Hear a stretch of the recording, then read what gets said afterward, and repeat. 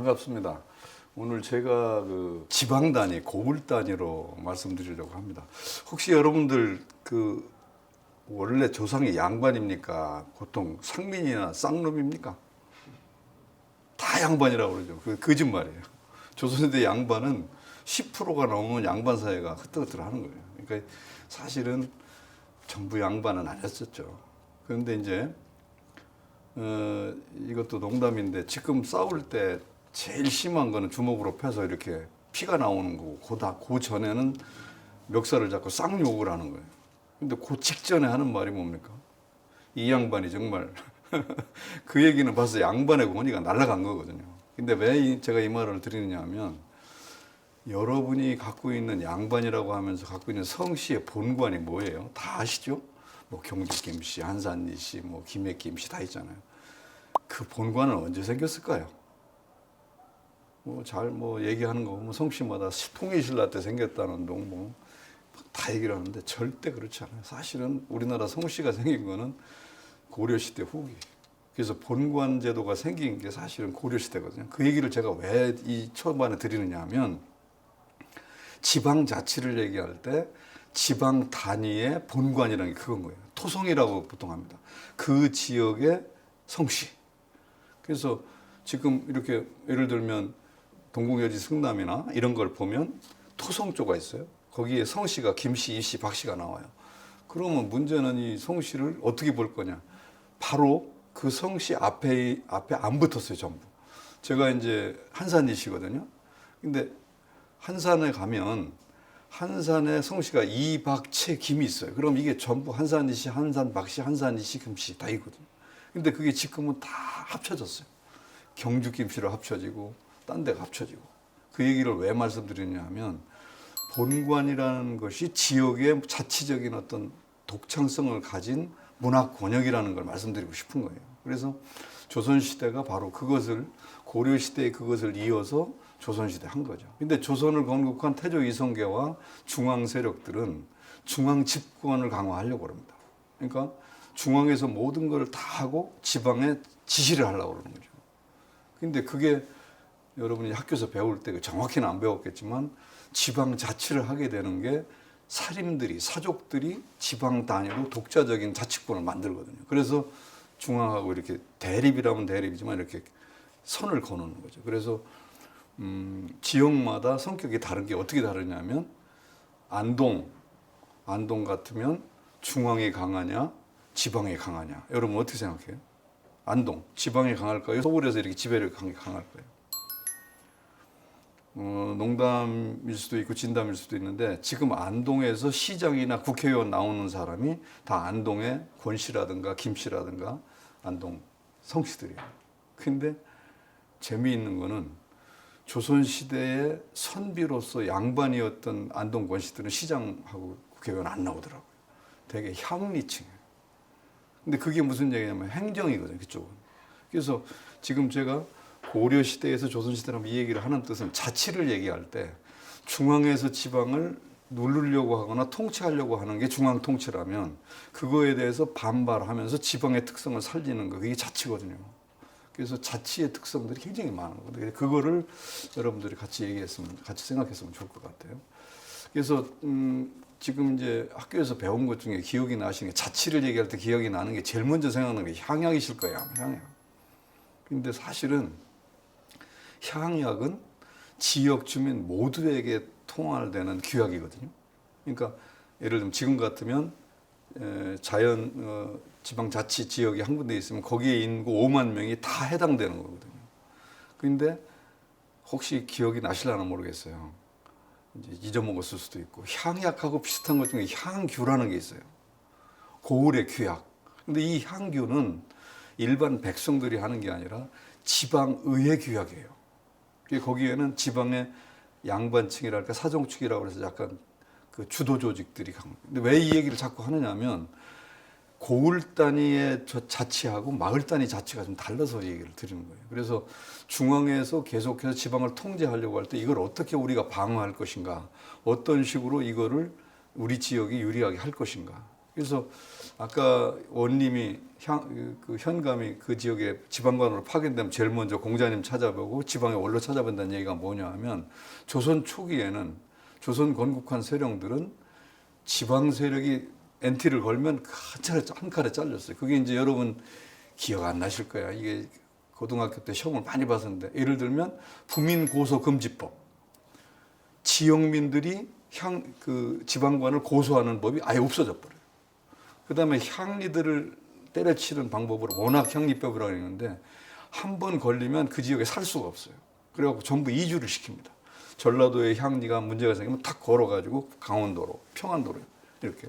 그래서 굉장히 강한 중앙적 통치를 했는데 그것이 바로 우리가 아는 훈구 살림할 때 살인파들에 의해서 지역에서 지역 세력으로 지역에 이게 생겨나는 거거든요. 그러면서 향약이 생기는 거고 향규가 생기는 거거든요. 그래가지고 그 지역만의 독특한 모습들을 갖게 돼. 이게 바로 오늘 우리가 하는 지방 자치인 겁니다. 그래서 지방의 제지 지배권, 그 지역에서 그 조선시대 같으면 이제 집에 사족이 있었으니까 그들이 어떻게 이걸 하느냐. 그리고 그러기 위해서 어떻게 자율성을 가지고 지방민들하고 교류를 할 것이냐. 이런 게 생겨나는 거죠. 지금 저 그림 하나 요거는 좀 한번 좀 봤으면 좋겠는데 그 동그라미 세 개가 있잖아요. 하나는 수령이에요. 그냥 중앙에서 파견된 관리예요. 이 집 동네 사람이 아니에요. 그 자기 고향으로 절대 관리 못 나가요. 조선시대는. 타지로 나가야 돼요. 그 다음에 이쪽에 보면 사족이라 이게 바로 지방 세력 중에서 지배층이죠. 먹물든 지성인 그룹이고.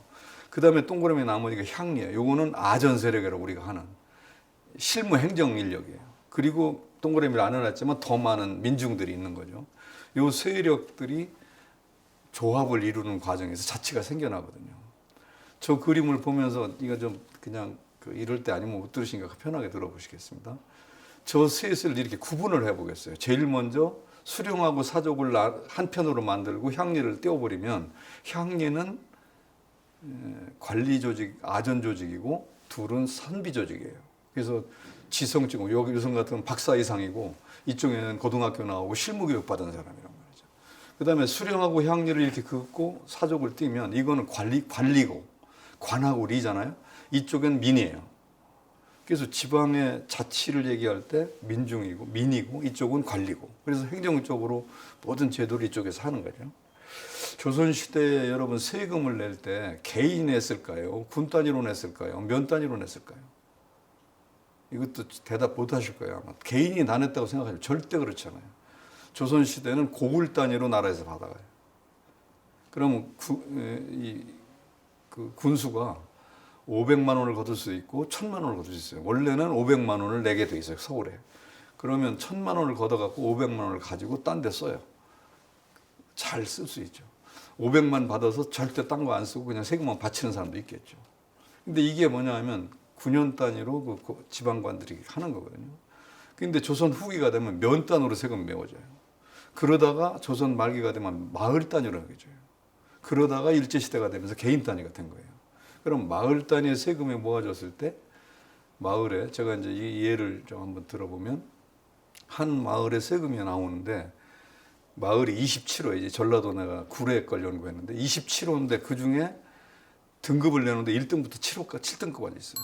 세금을 내는 사람은 1등, 2등, 3등호가 내요. 4, 5, 6, 7등호는 세금을 하나도 안 내요. 일반 백성들은 안 내게 만드는 거예요. 잘 사는 사람이 내주는 거예요. 그중에 1등호가 70%를 내고 2, 3등호가 30%를 내더라고요. 그러면 세금을 안 낸 나머지 4, 5, 6, 7등호는 마음이 어떠냐 하면 홍수가 나서 담장이 무너지면 제일 먼저 그 집 고쳐줍니다. 모내기 그 집 제일 먼저 해줘요. 벼백이 그 집 제일 먼저 해주는 거죠. 이해되시죠? 이게 그냥 있는 게 아니라 이게 자치의 모습에 어떤 그 공감대가 있는 그런 거거든요. 근데 이제 저 그림을 보면서 제가 생각나는 것이 저렇게 서로 갈리는 것 같지만 이것이 모아져 있는 건데 지역마다 다르더라고요. 수령권이 강한, 관권이 강한 지역이 있고 사족과 향리가 합쳐지면 그 지역 사람이고 수령은 애지 사람이잖아요. 그래서 또 다른 게 있잖아요. 그래서 수령과 이 사족 향리가 서로 이렇게 삼파인 것 같지만 서로 합쳐가지고 애지인에 대한 경계를 하는 이런 것도 있고 그래서 그게 지역마다 특색이 다 다른 거죠. 그래서 그 모습들이 이제 자치에서 모습이 보여지거든요. 그리고 자치의 모습을 보여주는 이제 그 제도가 여러분이 이제 학교에서 배운 것 중에 있나 모르겠지만 그 유향소라는 거 기억나세요? 유향소? 들어는 봤는데 잘 모르죠. 경제소는. 근데 경제소하고 유향소는 모르기는 하지만 한자로 써놓으면 알아야 돼요. 유향소 할 때 유향은 촌, 시골 향자잖아요. 경제소는 서울 경자잖아요. 지방 세력이 서울 출장소예요. 경제소가. 지금도 있어요. 유향소는 그 고향에서 머무르면서 지역의 자치분과 우연을 하는 거죠. 그래서 이 유향소들이 현감 관리들을 지방관들을 옆에서 컨트롤하거나 견제하는 거죠. 그리고 의회하고 소통을 하는 거고. 경제소는 서울에 와 있으면 서울에 지금 요즘 같은 요새 경제소가 있다면 예를 들면 뭐 정읍에서 모은 사람들이 서울에서 정읍에 무슨 뭐 사무소를 차렸다. 그러면 주말에 되면 국회에 가 있는 국회의원 보좌관이 오고요. 그날 또 모이기로 해서 전화하면 그 장관하는 장관 그 지역 장관 비서가 오고요. 그다음에 뭐 서울에서 장사 잘하는 사람이 오고요. 그리고 정읍에서 과장이 올라와요. 그래가지고 요번에 예산 올렸는데 당신이 좀 도와줘야 돼. 또 아니면 무슨 일이 딱 있으면 그 정읍 과장을 불러가고 이거 분명히 문제될 테니까 빨리 가서 조치해라. 이게 경제소예요. 어때요? 이해되세요? 확실히 그렇게 했다는 거예요. 유향소는 더군다나 이제 뭐가 있느냐면 지방관에 와서 독자적으로 막 해가지고 지방을 이렇게 억누르거나 딴 걸 할 때 그걸 견제하는 거죠. 그래가지고 유향소에다 팩트를 걸으면 지방관이 쫓겨나요. 그게 자치예요. 그래서 우리가 지금 자치를 얘기하고 있지만 지금 하는 자치분권도 내가 볼 때는 시장 군수에 대한 견제, 그 다음에 지역의 발전과 그 방법에 대한 공동 논의, 그 다음에 중앙과 지방 사이의 교류에서 지방의 어떤 뭐 역할을 더 키우는 거 이런 걸 하는 거잖아요. 그거 보면 조선시대 유향소가 경제소가 바로 그런 거고. 그 다음에 다음으로 이제 군 단위, 지역 단위, 군현 단위에서 있던 자치 조직이 바로 우리가 얘기한 아까 얘기했던 향약이에요. 근데 향약만 보지 말고 향약 더하기 향교를 봐주셨으면 좋겠어요. 아까 잠깐 설명을 했지만 향약은 모든 군민을 대상으로 하는 자치 조직이에요.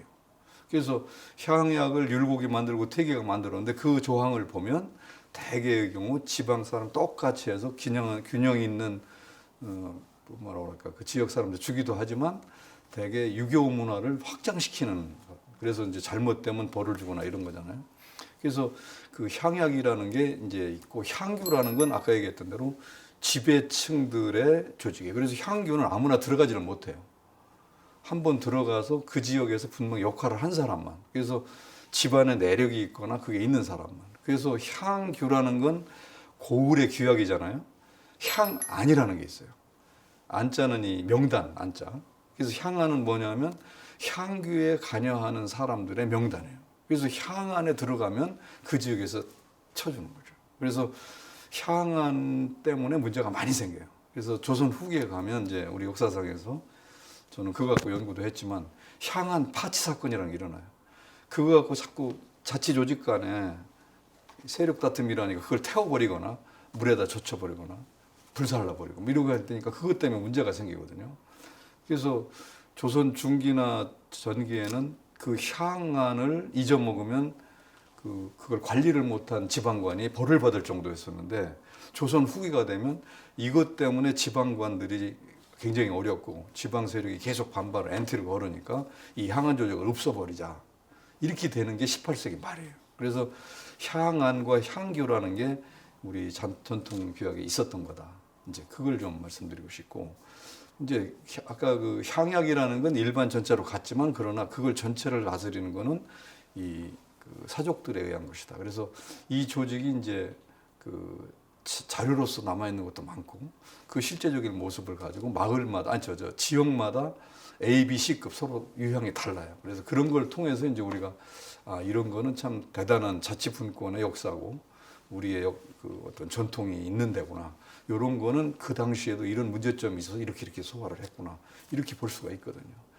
동계동약이라는 게 또 있어요. 이것만 얘기하면 끝나겠어요. 동계동약이라는 거는 동계동약하면 우리는 마을자치로 생각하잖아요. 조선시대 동계동약은 대부분이 80, 90%가 사족들의 조직이에요. 그래서 문중이라든가 송씨들이 잘 사는, 잘 나가는 집안들이 만들어 사는. 그래서 이거는 약간의 거기에 보면 굉장히 높은 그 과거에 급제했다든가 관리를 했다든가 그 지역에서 오랜 전통 있는 집안이 하는 거죠. 그리고 이제 그게 조선 후기가 되면 그 동약이 하학계라고 그래서 상계는 자기들이 하고 하학계를 만들어서 주민들을 거기다 끼워 넣어요. 그래서 동계 동약을 연구하다 보면 하학계가 있는 게 있고 없는 게 있어요. 그래서 상하 합계라는 말을 쓰는 게 후기에 가면 18세기 중후반에 가면 이 사람들이 민중까지를 끌어붙이려고 하는구나. 그래가지고 거기에 말하자면 그 지도자랄까 요새 같으면 주민자치 회장이 둘이나 있는 거죠.